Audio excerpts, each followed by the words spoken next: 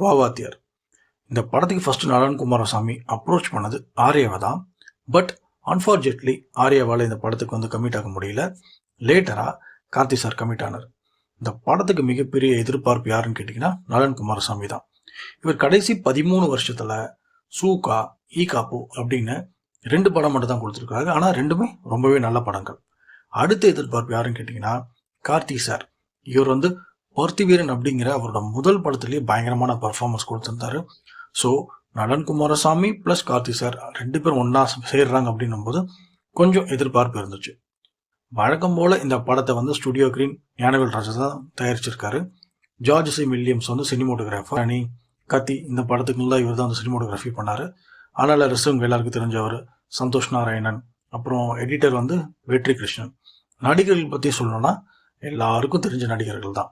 சரி, இந்த படத்தோட ஒன்லைன் என்னன்னு கேட்டிங்கன்னா ராஜ்கிரண் அவரோட பேரன் ராமு வந்து எம்ஜிஆர் மாதிரி ஒரு நேர்மையான ஆளாக வளர்க்கணும்னு ஆசைப்பட்டார்.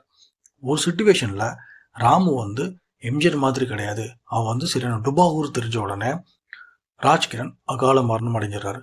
இந்த டெத்துக்கு அப்புறமா ராமுவுக்கு மல்டிபிள் பர்சனாலிட்டி டிசார்டர் மாதிரி ஒன்று உருவாகி அதன் மூலிமா அநியாயத்தை தட்டி கேட்குறாரு. அது எப்படி தட்டி கேட்குறாரு, என்ன மாதிரி பிரச்சனைகளை ஃபேஸ் பண்ணுறாரு அப்படிங்கிறது தான் பேலன்ஸ் ஸ்டோரி. இந்த படம் வந்து மாசிலா அப்படிங்கிற ஒரு கற்பனை கதையில் நடக்கிற ஒரு விஷயம். ஒரு காமிக்கலான சூப்பர் ஹீரோ மூவி.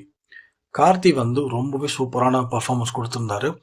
எம்ஜிஆர் மாதிரி நடிக்கணும், ஆனால் ஓவர் ஆக்டிங் பண்ணக்கூடாது, சொதப்பலும் பண்ணக்கூடாது, கரெக்டான லெவலில் பண்ணணும் அப்படிங்கிற ஒரு விஷயத்த மைண்டில் வச்சுக்கிட்டு எம்ஜிஆரோட ஆட்டிடியூடை சூப்பராக பண்ணியிருந்தாரு. ஃபேஸ் எக்ஸ்பிரஷன்ஸ், ஒரு சில சீன்ஸில் அவர் எம்ஜிஆர் மாதிரி பேசுறதுக்கு முன்னாடியே அந்த ஃபேஸோட டிரான்சிஷன்லேயே எம்ஜிஆரை வந்து நம்மளுக்கு வந்து ஃபீல் பண்ண வச்சுறாரு. ஒரு சூப்பரான முயற்சி தான் அவருக்கு. கார்த்தி சார் அவரோட பெஸ்ட்டை எவ்வளோ அழகாக கொடுக்க முடியுமோ அவ்வளோ அழகாக கொடுத்துருந்தாரு.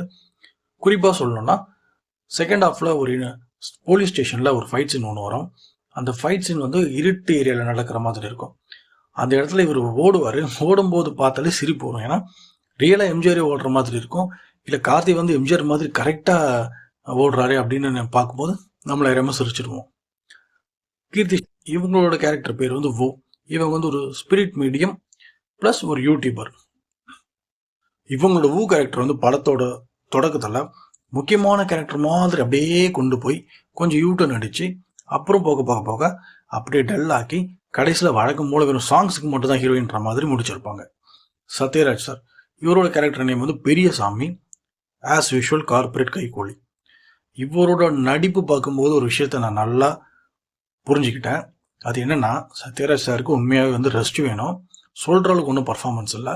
கெட்டப் மாற்றினா மட்டும் பார்த்தாது, ஆக்டிங்லேயும் கொஞ்சம் டிஃப்ரென்ஸை காட்டணும். ஆனந்த்ராஜ் சார் இவருக்கு நிறைய சீன்ஸ் இன்னும் கொடுத்துருக்கலாம். சொல்ல போனால் இந்த படத்தில் இவர் வில்லனாக கூட போட்டிருக்கலாம்.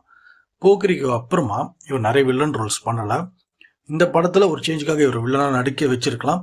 சத்யராஜ் சாரை விட ஆனந்த்ராஜ் வந்து ரொம்பவே நல்லா காமெடியாக இல்லை ஒரு டெரர் 90s வில்லனை வந்து பர்ஃபார்ம் பண்ணி நமக்கு ஒரு புதுவிதமான ஒரு பர்ஃபார்மன்ஸ் கொடுத்துருப்பாரோன்றது என்னோட கருத்து. ஷில்பா மஞ்சுநாத் இவங்களை வந்து டைரக்டர் சரியாக யூஸ் பண்ணலாங்க. சும்மா 2-3 சீனுக்கு ரைட்டாக யூஸ் பண்ணாங்க தவிர எதிர்பார்த்த அளவுக்கு ஒன்றும் கிடையாது.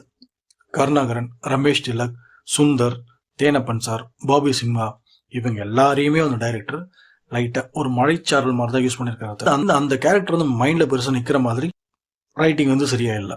சினிமோட்டோகிராஃபி, எடிட்டிங்கு, மியூசிக்கு எல்லாமே வந்து படத்துக்கு ஓகேன்ற மாதிரி தான் இருந்தது. இந்த படத்தோட ஒன்லைன் அண்ட் கான்செப்ட் வந்து ரொம்பவே சூப்பர்.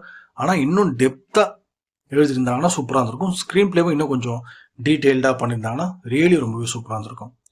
யூஷுவல் கார்பரேட் சப்ஜெக்ட் இல்லாமல் எம்ஜிஆர் சூப்பர் ஹீரோவாக வச்சு அவருக்கு ஏற்ற மாதிரி ஒரு அந்த அவரோட காலகட்டத்தில் இருந்த வில்லன்ஸை எடுத்து இந்த படத்தில் வந்து யூஸ் பண்ணியிருக்கலாம். For example Ashokan sir, PS Veerappan, Nambiar sir இவங்கள அது மாதிரி யூஸ் பண்ணியிருக்கலாம். இல்லை வேற மாதிரி ஒரு வில்லனை 1-to-1 மாதிரி பண்ணியிருக்கலாம். அது இல்லாமல் பொதுவாக வந்து ஒரு வில்லன்களை இவர் வந்து சூப்பர் ஹீரோ மாதிரி பண்ணுறது நல்லதாக இருந்தது. பட் அந்த யூனிக்காக 1-to-1 மாதிரி வேற ஒரு வில்லனை செலக்ட் பண்ணியிருந்தாங்கன்னா இன்னும் பார்க்கறதுக்கு நம்ம என்ஜாய் பண்ணுறதுக்கு ரொம்பவே சூப்பராக இருந்திருக்கும். அப்புறம் தமிழ் சினிமா இன்னும் நம்மளை இந்த கார்பரேட்ன்ற பேரை சொல்லி கொலை பண்ணிக்கிட்டே இருக்கு. உண்மையாக கார்பரேட் மக்களை கொலை பண்ணுறாங்களா இல்லையான்னு தெரியல. ஆனால் கார்பரேட் பேரை சொல்லி படம் எடுக்கிறேன்னு தமிழ் சினிமா நம்மளை ரொம்பவே கொலை பண்ணுறாங்க. கிளைமேக்ஸ் ஃபைட் சீன் வந்து அந்த கொரியோகிராஃப் சூப்பராக பண்ணியிருந்தாங்க. ரியலாகவே எம்ஜிஆர் ஃபைட் பண்ணுற மாதிரி இருந்தது. ஒரு சூப்பர் ஹீரோ ஃபைட் பண்ணுற மாதிரி இருந்தது.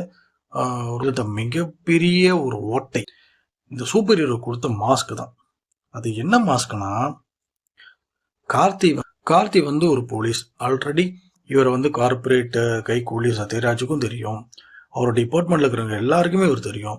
அப்படி இருக்கும்போது இவர் என்ன பண்றாரு, மாஸ்க்னு சொல்லிட்டு மாஸ்க் அப்சர்வர்ல வர அந்த மாஸ்க் மாதிரி வெறும் கண்ணை மட்டும் மறைச்சிட்டு வராரு. மொத்த உடம்பையும் முகத்தையும் காட்டுறாரு. ஆனா எந்த போலீஸ்க்கும் இது கார்த்தி தான்ன்றது தெரிய வரல. கார்த்தியா இருப்பாருன்னு சொல்லிட்டு ஃபிங்கர் பிரிண்ட் டெஸ்ட் எல்லாம் எடுக்கிறாங்க. இதை தான் 10-15 வருஷத்துக்கு முன்னாடி தமிழ் படங்கிற படத்துல ஆல்ரெடி கலாய்ச்சாங்க. இருந்தாலும் அதெல்லாம் மதிக்கிறதுல நாங்கள் அப்படிதான் பண்ணுவோம், இன்னும் நாங்கள் வந்து டெவலப் ஆகலை அப்படிங்கிற மாதிரி நலன் குமாரசாமி எதிர்க்கிறது தான் இதுல வந்து மிகப்பெரிய காமெடியே. இந்த பூவே உனக்காக படத்துல சார்லி வந்து குளிக்கும் போது ஒரு லேடி போய் பார்த்துருவாங்க. அப்போ சார்லி வந்து எதை மூடும் அதை மூடாம கையை மட்டும் மூடி இருப்பார். அது மாதிரி தான் இருந்தது இந்த கெட்டப். இவ்வளோ டெவலப் பண்ணீங்க, கெட்டப்ல கொஞ்சம் இன்ட்ரெஸ்ட் காட்டியிருக்கலாம். ஏன்னா இந்த படத்தோட concept really super. Screen play இன்னும் கொஞ்சம் டெப்த்தாக ஸ்ட்ராங்காக இமோஷனலாக இல்லைன்னா வந்து ஒரு டார்க் காமெடியை மாதிரி எழுதியிருந்தாங்கன்னா படம் கண்டிப்பாக சூப்பர் ஹிட் ஆயிருக்கும். இப்போ நான் இந்த படத்தை ஆவரேஜ்னு சொல்றதால இனிமே இது மாதிரி படங்களே எடுக்கக்கூடாது அப்படின்னு கிடையாது. ஒரு சிலர் சரியா எடுக்க தெரியல, மிஸ்டேக் பண்ணிட்டாங்க. அடுத்து வரவங்க இது மாதிரி எழுதுங்க, நிறைய ஸ்டோரிஸ் எழுதுங்க, நிறைய காமிக்ஸ் படிங்க, நிறைய ரிலேட்டபிளா என்னென்ன வருமோ பாருங்க, காப்பி அடிச்சு கூட பண்ணுங்க. பட் இந்த மாதிரி ஒரு ஸ்டோரியை நல்லா டெவலப் பண்ணிட்டு சூப்பராக கொண்டு வாங்க. படம் வந்து கண்டிப்பாக நல்லா வரும். காமிக்ஸ்ல இருந்தாவது காப்பி அடிச்சாவது ஒரு நல்ல சூப்பர் ஹீரோ மூவியை வந்து தமிழ் சினிமா கொடுங்க. இந்த படத்தோட பட்ஜெட் 40 கோடி.